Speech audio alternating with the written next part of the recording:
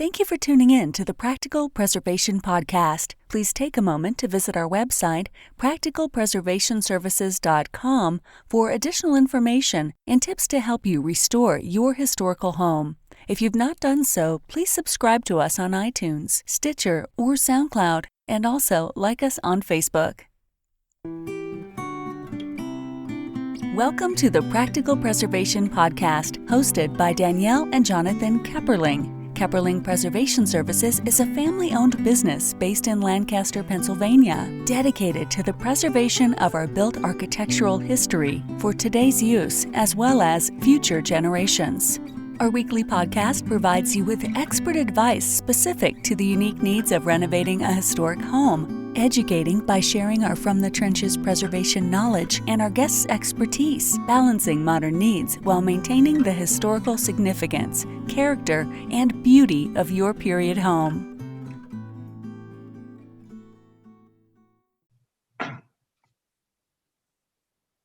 Today on the Practical Preservation Podcast, I have two guests. We're discussing the situation of labor shortages in the trades, and I have Matthew Metcalf he's the coordinator for historic preservation from Bucks County Community College, and Natalie Henshaw.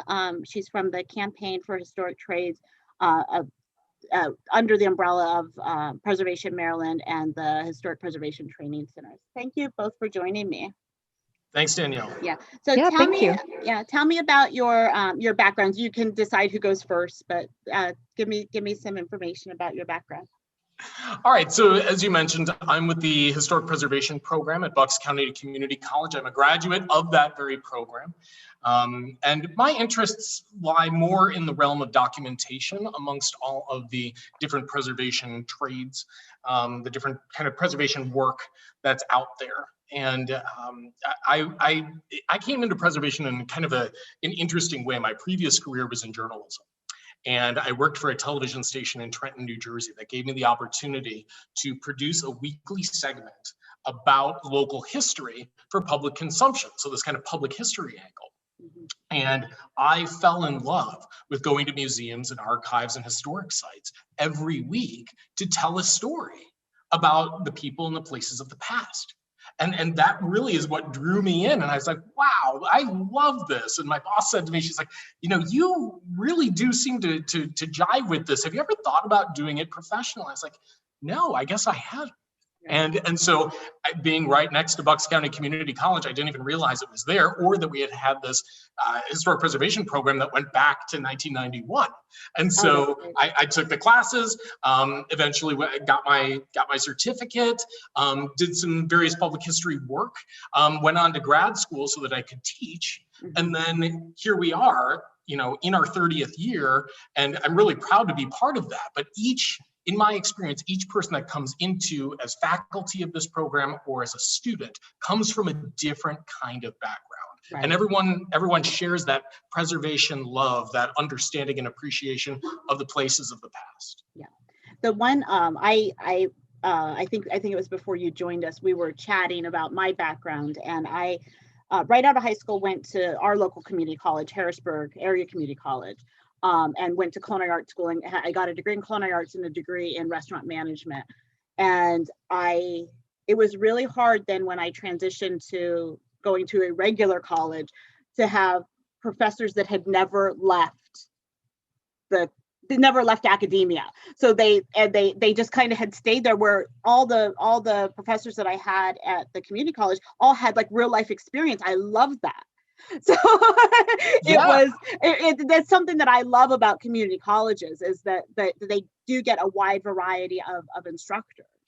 And with different kinds of passion, and different areas of focus. And I don't want to take anything away from academia and the valuable contributions. Historic preservation has become a field because of the work that the academic preservationists have done. Yeah. But it will always, to my mind and spirit, will always have that hands-on grassroots base. Yeah, and I think you have to have that. You have to have that. You have to have the public buy-in. You can't take that away, or preservation isn't about preservation. It's not about communities and people and places and stories anymore. It becomes something else. Yeah, I totally agree. So I love that angle, because that was something that I struggled with then when I went on. so so Natalie, tell me a little bit about your background.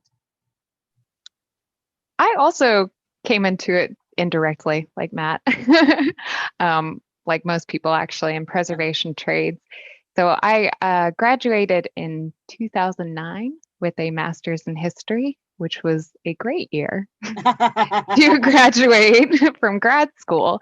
I worked at a casino during college to pay for college, and I was still working there a year afterwards, just applying for all these jobs with history, and I kept getting denied, and everybody said, "You're technically qualified, but this person has an additional certification, so they're a little more qualified than you."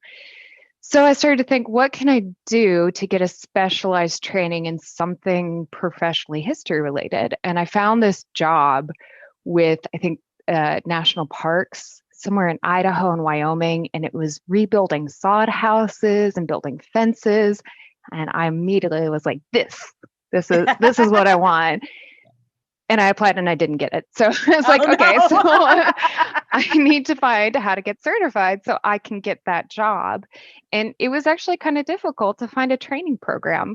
I didn't have any construction background or anything. So I looked at schools. That's just where my brain went, because that's where you go for certification. And I found the closest school was either College of the Redwoods in California or Savannah Technical College in Georgia, and I lived in Oklahoma. So, We're kind of in far between. other direction. Yeah. Just smack in the middle. So I picked up and I moved to Savannah, Georgia, and I got my associate's degree with Savannah Technical College. And from there, took a variety of different jobs. I worked at the national park out here with Fort Pulaski, worked at nonprofits and random pickup jobs, glazing windows for $8 an hour. And I finally ended up working with HistoriCorps. It is based out of Colorado, and they work nationally, primarily with the U.S. Forest Service. And I was one of two paid seasonal crew, and we would work with volunteers to restore these historic structures on public lands. Right. And it was so cool. Anybody who wants to volunteer and try it out, it's a fantastic experience. But I got kind of all levels of experience with that. So I was a crew leader and a supervisor. I worked in the office on their program with Lamar Community College. Southeastern Colorado used to have a preservation program and no longer does. So that informed some of my experiences in my current job. And yeah, just got experience with youth corps and volunteers and training. And I also, in the off season, was living in Savannah, and I opened up a window restoration business here. So I was doing both and running a business and working by myself, occasionally hiring people. I also taught some classes at Savannah Technical College again. So I have a really weird and winding experiential path with a lot of things. And it fits me well for my current position at Preservation Maryland, the Historic Trades Program Manager, because we're trying to work with youth corps and program building and education and instruction and businesses and a whole bunch of things that kind of cobbles it all together.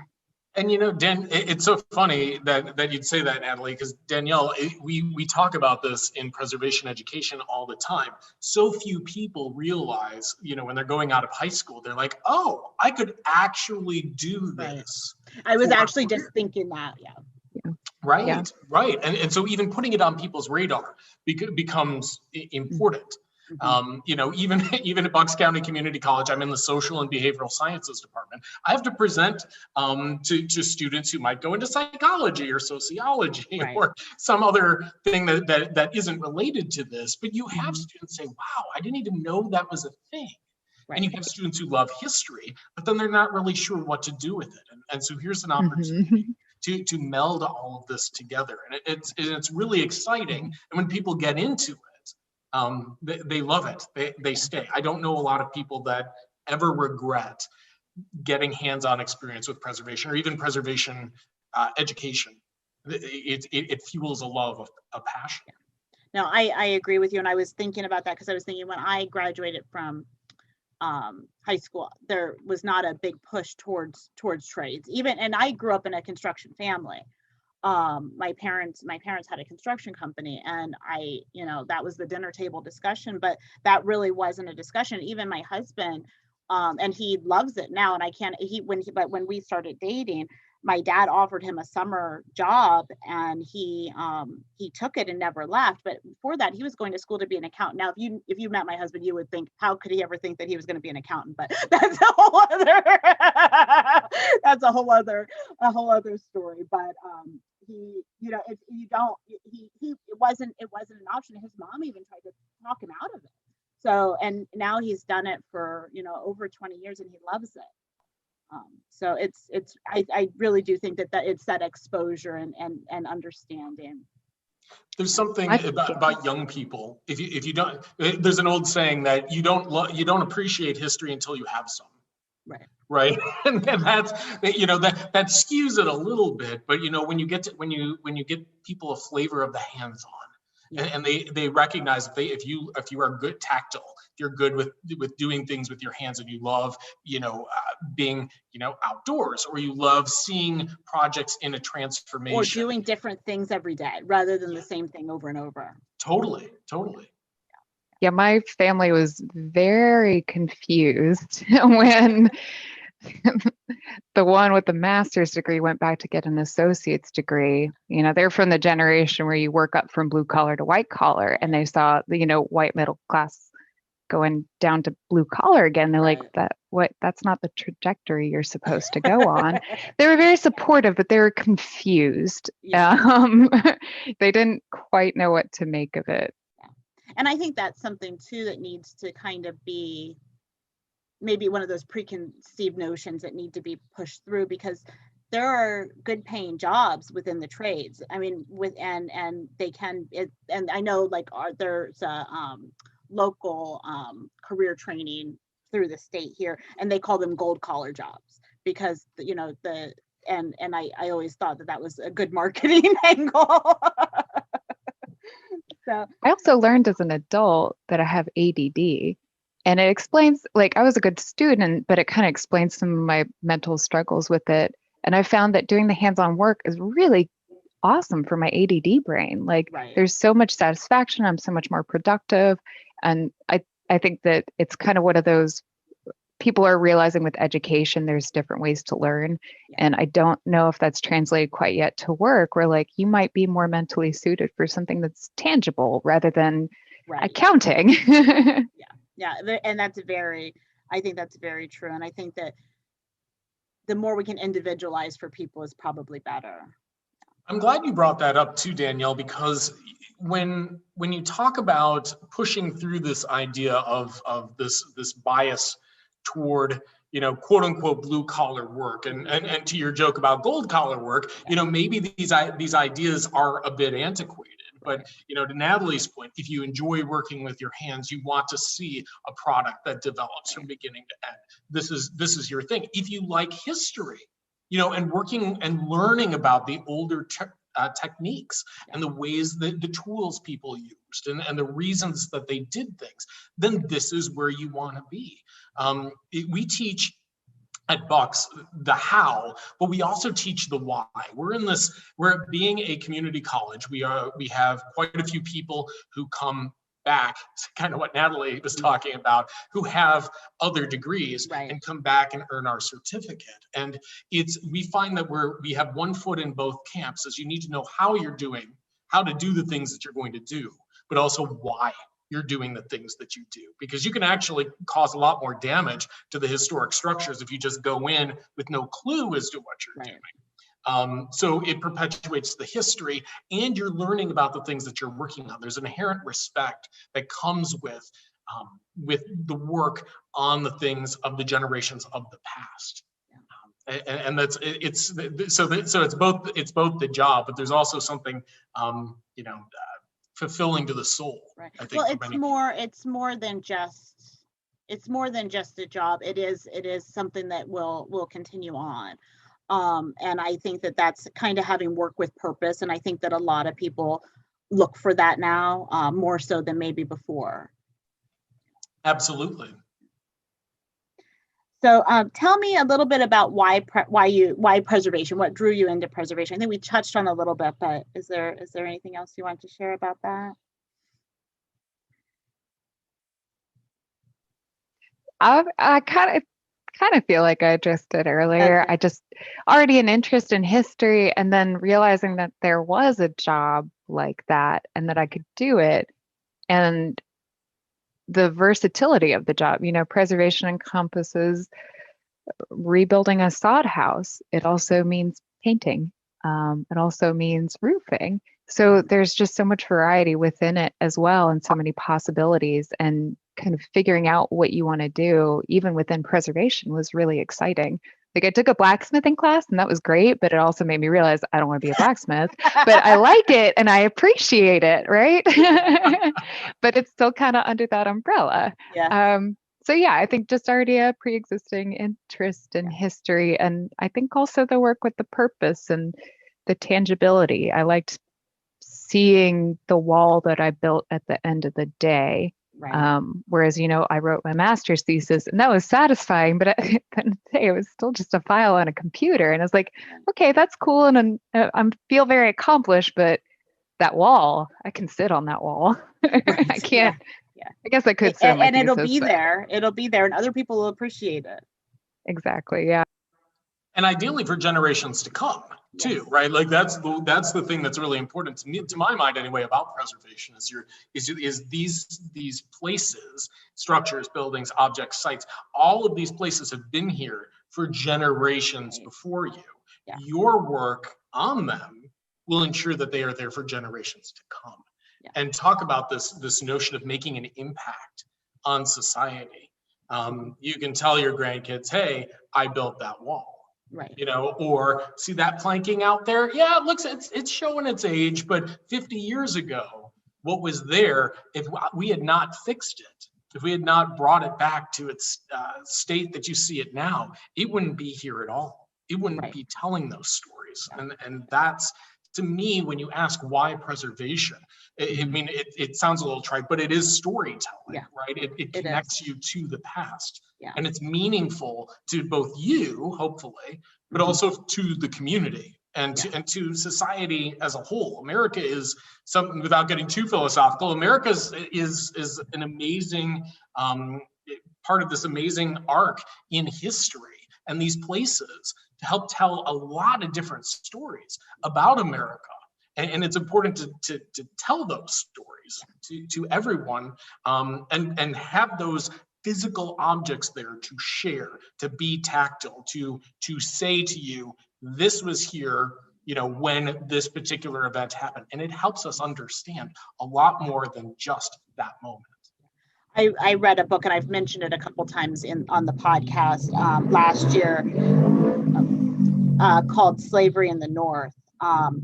And it was written by a sociologist, or no, he was a psychologist. He was written by a psychologist, and he had a really interesting take on it. And I don't think he realized that he was making connections with preservation, but he was talking about if we have these places that we can touch, we can see, we can visit, that we can acknowledge things that happen there, then we have that as like a touchstone in our community. And if we start to not have those collective memories, that's when we start to lose them.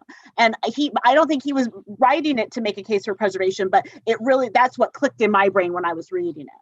You could even flip that too, Danielle, and say, if you take away those places, you can hide those stories. Right. Well, and his whole thesis, I guess, was that these places are still here. We kind of erased the memory of what happened to them. So if we just go back and look that these places are still there, then we can start to acknowledge this history. And I think it's really important on that point that the notion of, again, preconceived ideas about trades, preconceived ideas about preservation is understanding that preservation is not just about grand old buildings. Correct. That was part of our history. Mm-hmm. But here in the 21st century, we're warmly embracing stories of diverse people, diverse experiences, both positive and negative, because that tells, as the National Trust would say, the full story. Right. And that's part of it. So when you're preserving things, it's not just, some grand manor somewhere. You're also preserving the stories of regular, everyday people. Some of whom were enslaved, some of whom had brutal experiences just eking out a life on a daily basis. You're talking about Natalie's sod houses, like living out on the frontier. Oh my goodness. Yeah. In a sod house. That's a story of perseverance. In America. My goodness. Yeah. And that's it, all of these stories of perseverance and the human reality of what living life has been in the past can be told through these places.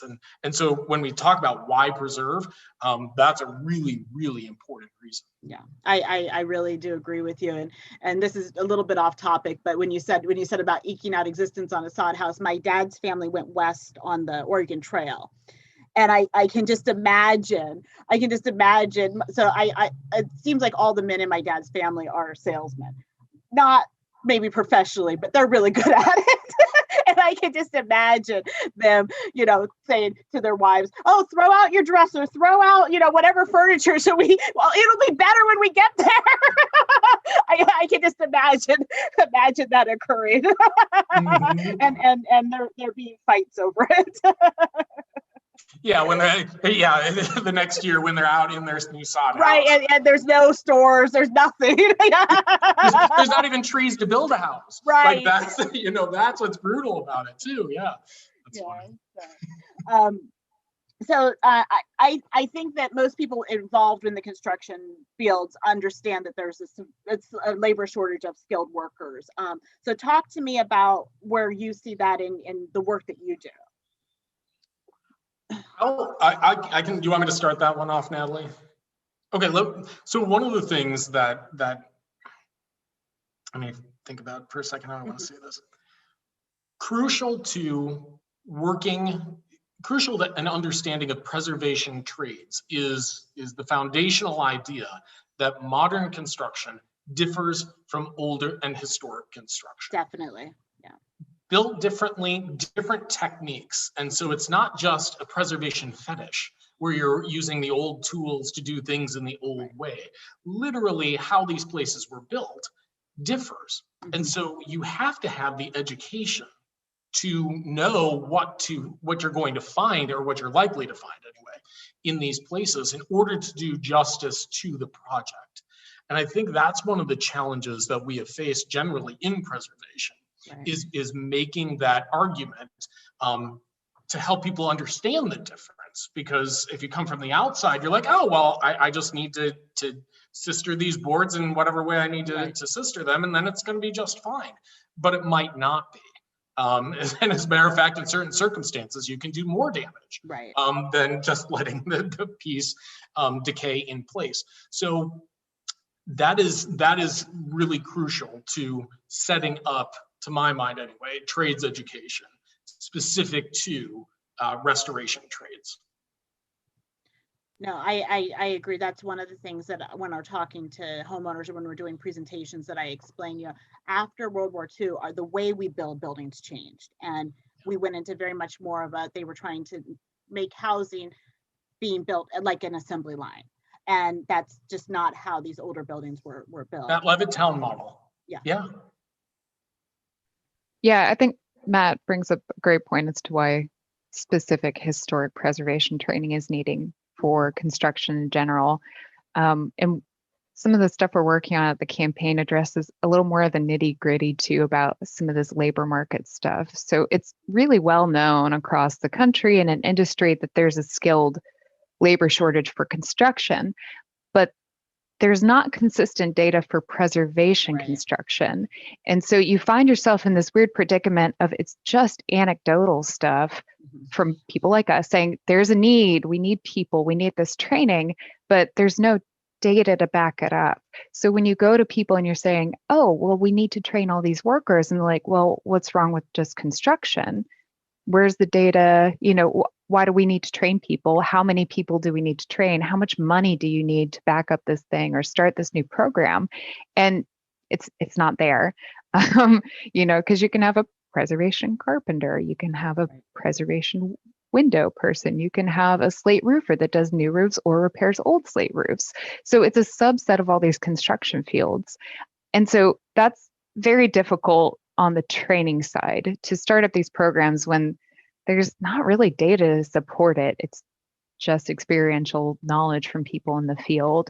So we're trying to actually do some studies that extrapolate that data so we can then use it in a lot of these preservation training activities and advocacy to start supporting for the specialized training.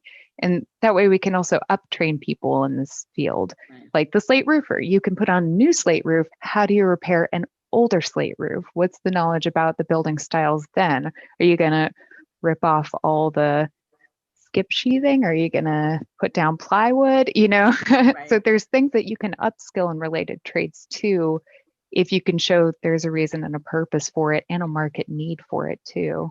Right. Well, and I think there's definitely a need within the community of people who are looking for people to be sensitive to their homes.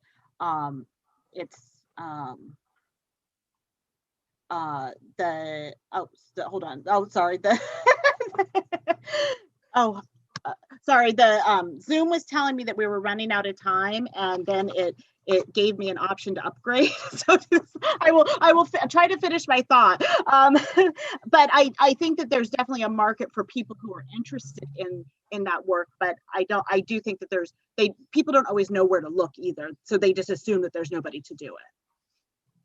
I think I think that's absolutely fair, Danielle. And you're dealing with this every day, right?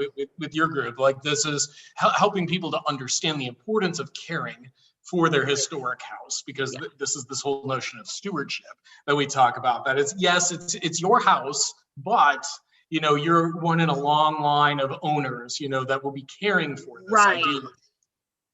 Yeah.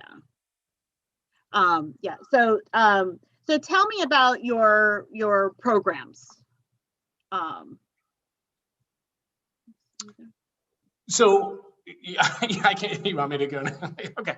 So our program offers both online and Zoom-based education. Periodically, we'll do a face-to-face course in Bucks County, but we offer an online certificate that requires specialized knowledge and specifically in building conservation, documentation, the history and theory of historic preservation, why are we doing the things that we do, what are the challenges that we face in society, and helping people to understand the importance of preservation, making the argument that we have heard in preservation, the greenest building is the building already built. Right. It's like a mantra in our world, but a lot of people don't understand that. If you don't understand the life cycle of a building from pulling the stone out of the ground all the way through disposal, it's cheaper in most cases to rehabilitate your older building and re-envision what it could be used for, rather than knock it down and build new. So there's the environmental benefit, there's the economic benefit to that too, and then the social benefit. So even engaging people in those ideas is part of, in our view of the world, is part of helping people to do their trades better, to explain why what they do is important, why what they do is unique, and why what they do is different. I guess it's unique, but it's different than what other people are doing that might also be carpenters or masons, for example. And that's really the heart of what we're trying to do. We have a variety of students who will go into different areas of study within preservation. So not everyone is going to go into architectural conservation / trades, and that's fine. But everyone needs to know. Like a mix of people who go like into museums or into like actual physical trades work. Like, is it a good mix, or how does that break down usually? I think, the way that we see it is we see more people interested in doing documentation. They're more research people often, but the area that has been the most consistent throughout the history of Bucks has been the conservation. side, has been the learning how to do trades work, learning how to approach an older building, how to diagnose what the problems are with it, and then develop solutions to help remediate the problem, but also ensure the longevity of that place. So that to me is the fastest or most consistent aspect of Bucks in the last 30 years, or the folks that want to go into that. It's not a ton of people. But again, this goes back to the problems that we were talking about earlier, where we can't, we're struggling to help people see the difference between, modern construction and older construction, right, and the need for people who have specialized knowledge and skills. The campaign for historic trades actually, it encompasses a lot. So I'll try and give the kind of brief overview of it. It's a partnership between Preservation Maryland and the National Park Service's Historic Preservation Training Center, which is located in Frederick, Maryland. So it makes Preservation Maryland a natural partner for them. Known as the HPTC, it's the training hub for all NPS employees in preservation. So they reached out to Preservation Maryland about this partnership to, in general, promote historic trades training across the U.S. By identifying and resolving different systematic barriers to the trades training, some of the things that we've already talked about. The major goal right now is to actually register historic trades apprenticeships with the Department of Labor. And in the process, also develop an open source curriculum and learning resources to be accessible to anybody who wants to start a program. Great. Right. And apprenticeships are inherently individual based. So, if we use me as an example, if I was in Oklahoma trying to look for training and I couldn't move, I was able to move. But if I wasn't able to move, how can I find somebody who can train with me and I can get the education and I can go to that open source curriculum or, enroll in Bucks and do it remotely. So to that end, we're forming the Historic Trades Council. And we're grouping together different preservation trade schools like Bucks to figure out what are these national standards? What should we be training preservation workers in? And how should that then form the basis for this apprenticeship?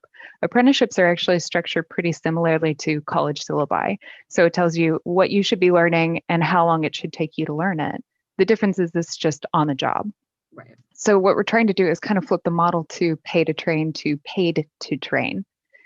And we live in a country that very much emphasizes college degrees, as we talked about earlier. So this way, an apprentice can also earn a college degree in the process and not have to choose either or. Yeah. Right. I actually went to school with a lot of people who had to drop out for this very reason. It was school or work. And, usually work that wins out. you gotta pay for things, right?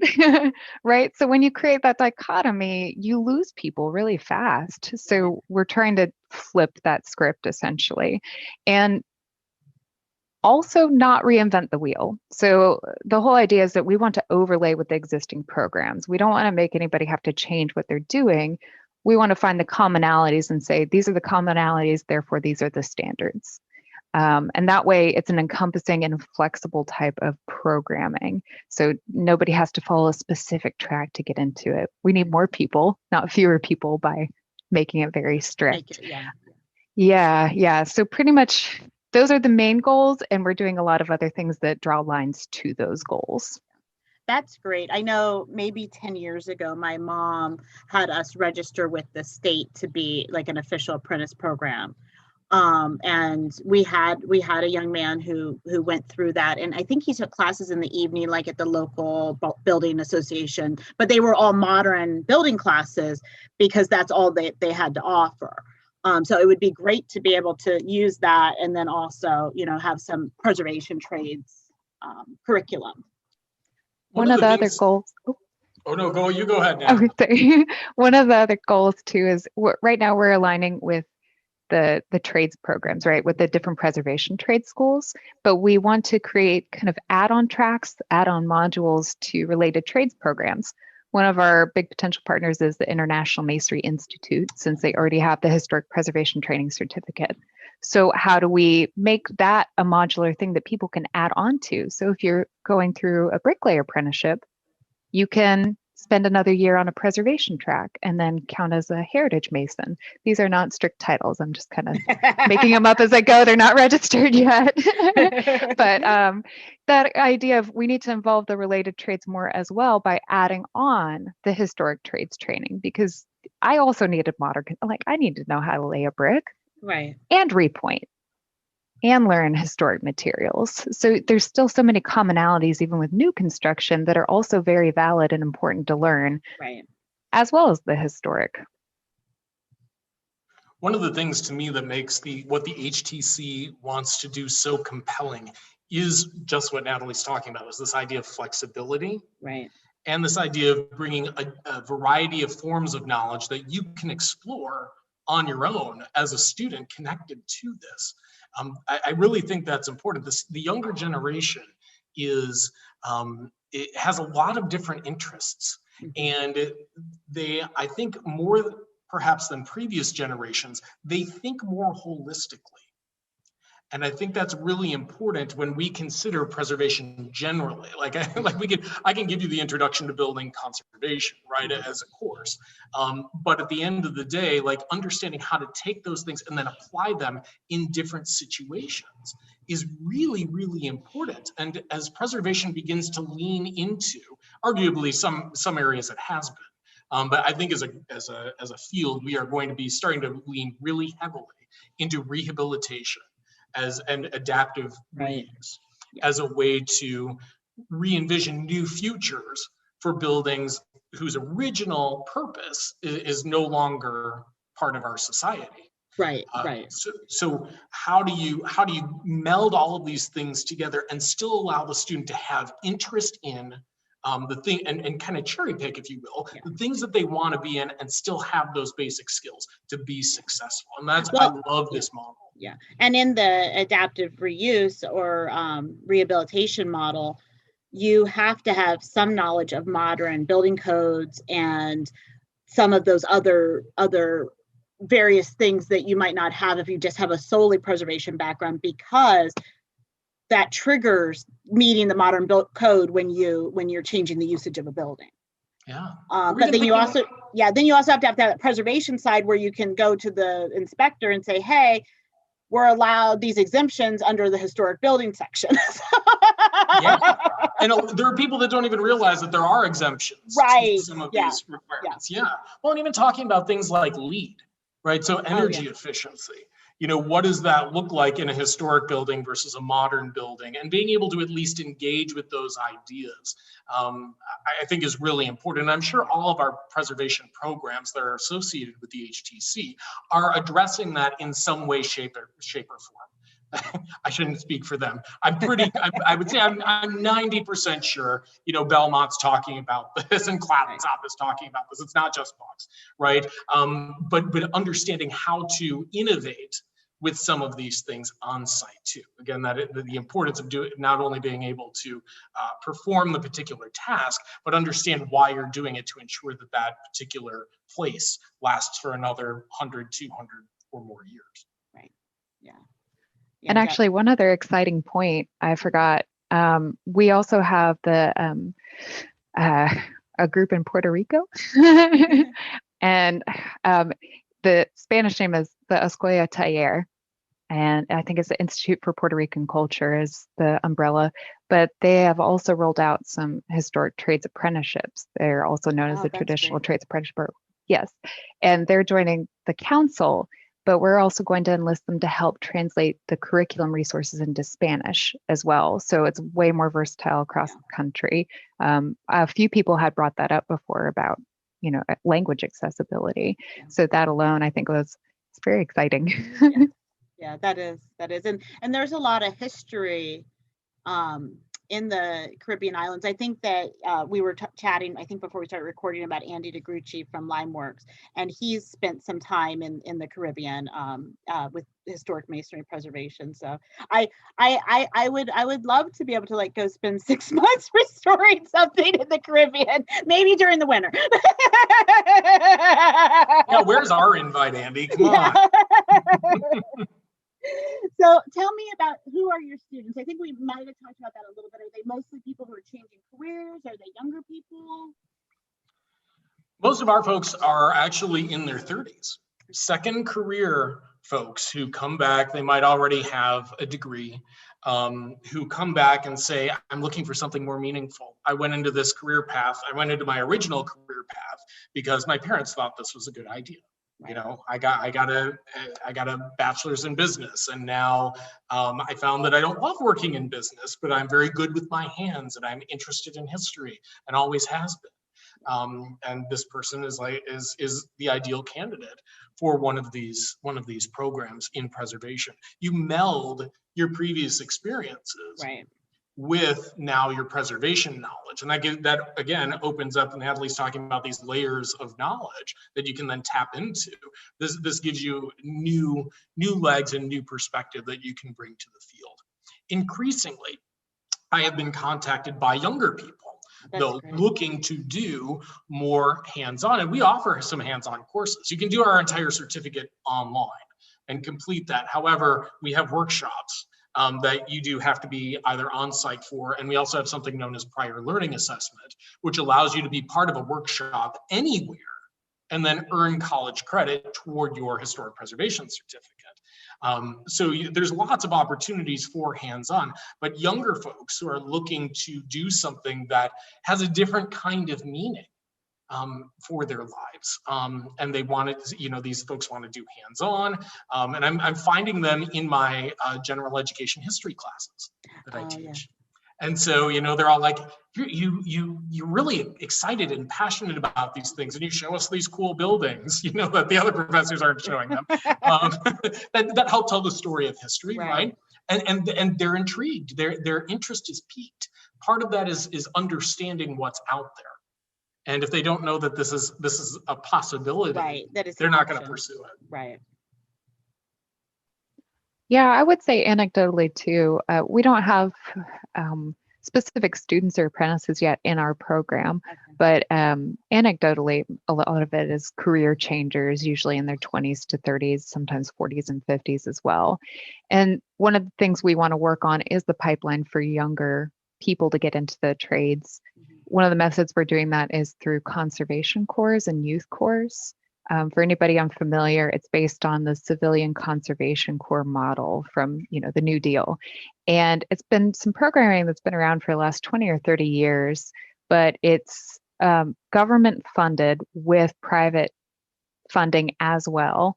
And it engages youth in public land stewardship. So initially it was like trail building and things like that. But recently there's been an extension to preservation work. There's the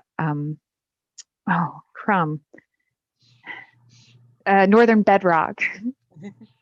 The acronym is very similar to the North Bennett Street School. So I always want to mix them both up. Yes, Northern Bedrock Conservation Corps in Minnesota. Massachusetts now has one. Historic Corps is kind of based on that model. And we just entered a partnership with Conservation Legacy to place trainees in the field. So it engages youth ages 18 up to 30 now and veterans up to 35. And so they can work on public lands or for nonprofits, and we're focusing it on preservation work. And we see that as a way to help funnel people in. A lot of people do that as like a gap year between high school and college. And if we get it set up with our apprenticeship program, it can funnel them that way as well. They earn a living, usually room and board is provided, and then they get an educational scholarship at the end. So they can use that towards tuition or student loans. So it's a great way to get some people interested in the trade, see if they like it. I think a lot of people don't necessarily want to make a commitment. I looked at the American College of Building Arts even after Savannah Tech, and I was like, I don't know if I can commit 4 years to timber framing. I'm just not sure that's what I want to do. I'm a commitment phobe, I guess. And so I think this is a great way to give some people experience to see what they want to do. So that's one of the ways we want to start engaging younger people in it too. That's, I think that the flexibility of your program is really appealing to me, and the flexibility of the Bucks County program of being able to do it all online. I personally hate online classes, but that's great for everybody, you know, that you can do it from wherever, and you can get all of the coursework completed. You have people who are working all day, you know, and they might be able to attend a night class. Maybe they can't. Maybe they have kids. Maybe they have elder care. They have other responsibilities, but they still want to be able to envision themselves in a new career field. And that's the power of the online courses. And recently we did reintroduce Zoom right before the pandemic hit, as an option for students who prefer to learn. I mean, you're in a classroom, but it's a digital classroom, you know, but you're hearing things, you know, some people are not good text learners. They learn better through audio visual. So, I mean, we have some flexibility to that too, but to me, one of the things that the Historic Trades Council is going to do is we're going to have this kind of library of materials. So if people want to learn more about timber framing, you know, for example, there will be all kinds of materials, not just specifically from our classes, but other outside resources, and links to people who do this professionally. We need to build the network, and that's part of what is one of the amazing things about what HTC can do. I think that's very important to kind of have that, not necessarily open source model, but like where you're compiling all the information in one place. Because I feel like right now there's a lot of information, but it's not, you have to search for it sometimes. And that's really exciting to have like one source that you could go to. If I can I throw out one other thing, Danielle, now that you've extended the time, thank you. I totally forgot how to do that. I needed to do that. So thank you for your patience while I quickly upgraded. very, very sly. We didn't even know. It was good. I just noticed that the countdown disappeared.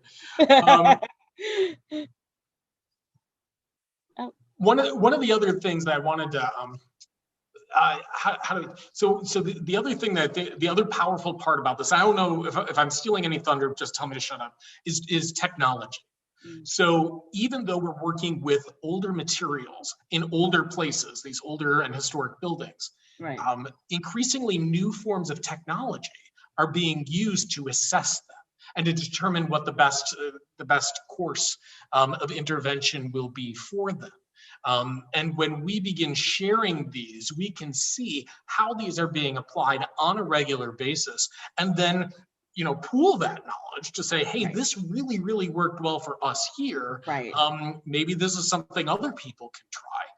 And then getting the young people trained who, you know, inherently many of them are a duck to water with technology that older generations haven't been, but facilitating their adoption of specific technology-based techniques to do their work. I think that's very, very important. I don't think, you know, I mean, and even like substitute materials, like as long as it has a track record, it's not going to damage the building. There are some things that are acceptable, and to have that as a database to understand, you know, I don't want to be an early adopter in that, but we talk about things in our restoration courses and restoration and rehabilitation course. We put it on a spectrum: good, better, best. Right, like the rest of the context of preservation matters.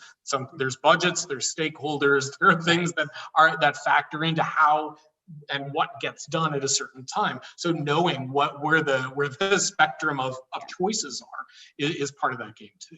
But I mean, I think one good example of like a modern material that I would view as like a technology, not necessarily like computer based, but like epoxies have really changed a lot of preservation. And so that's, you know, I think that there's definitely ways to make a database so that people have like a full range of experiences too. Because I know there's some epoxies that we use that are like, this isn't working well, so then we have to try, you know, a different one. And sometimes it's trial and error, and then that knowledge kind of just stays with us, like we're never using that again. But if we could share it with other people, it probably would be beneficial.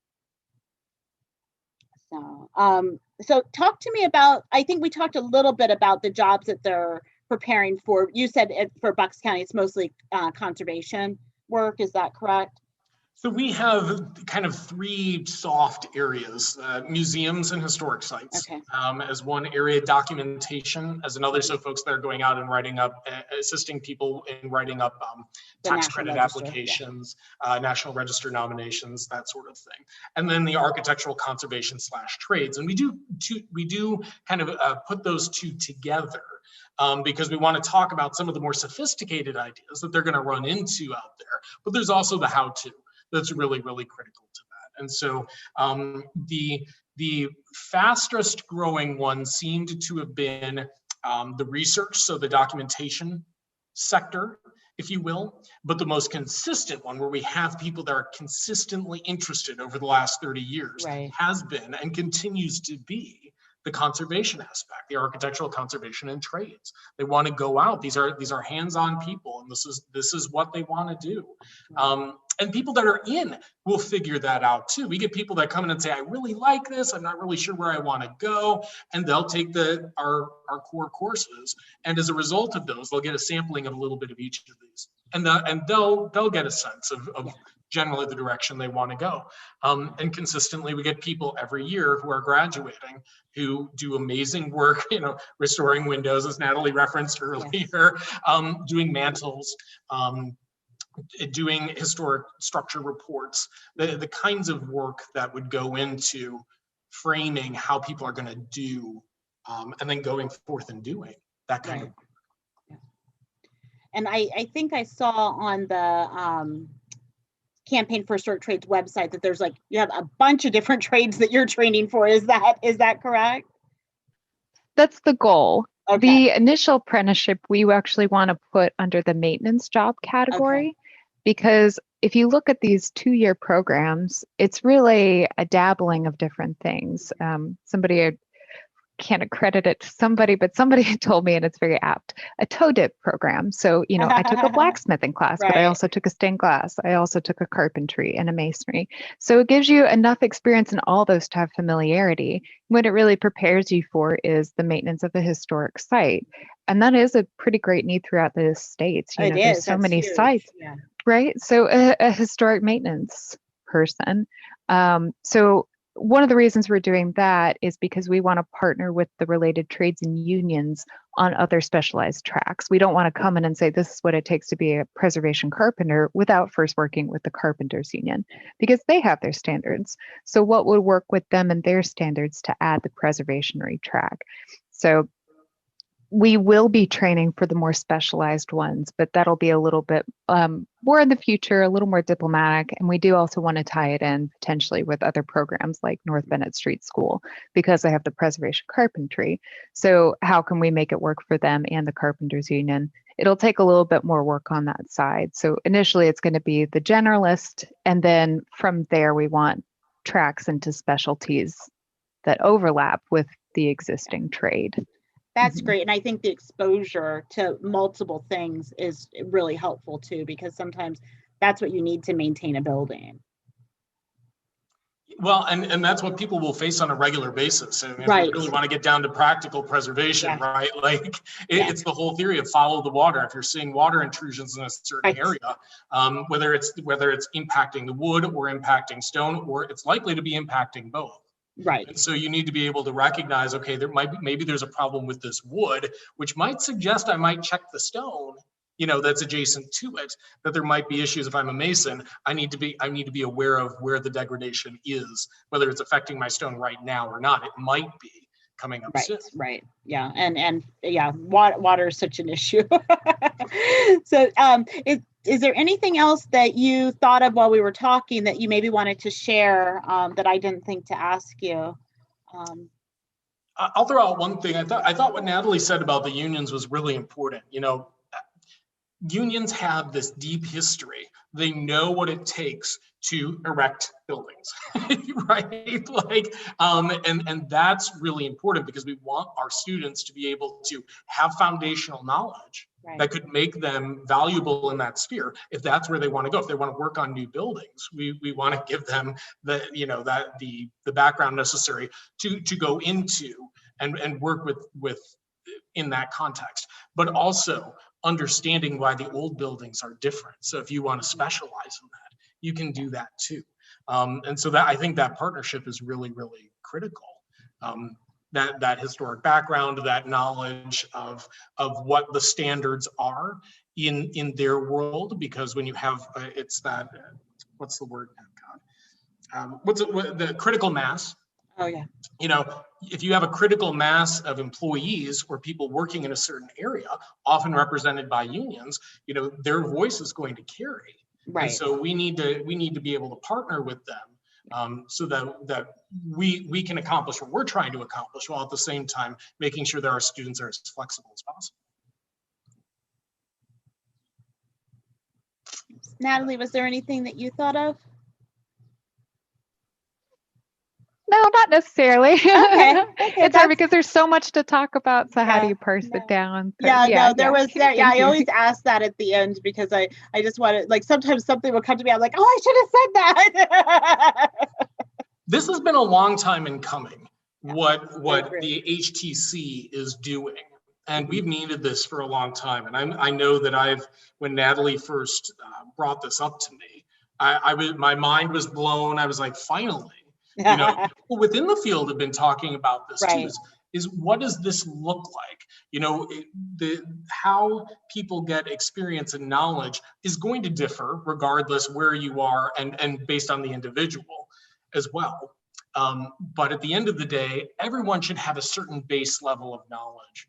And the fact that Preservation Maryland thought to even, you know, get this launched, and now that HBTC is going to be involved to the level that they will, that's really important because the National Park Service sets so many of the standards that preservationists follow. Yeah. So having all of these really critical voices at the table to create these standards, I think is only going to benefit that preservation ethos and the work that we do in the long run. I totally agree. I do. And I think that there has been somewhat of a cultural change. It hasn't been huge or fast, but of looking at the trades as a viable option rather than maybe 20 or 30 years ago, where it was kind of, we're just going to put all the kids that aren't doing well in school in VOTEC and ignore them. And that's really probably that's not the best place for them either, because I believe that, you know, you really need a brain to be able to work in the trades. Every student your brain might work differently, but it still needs to work well. Fraction math.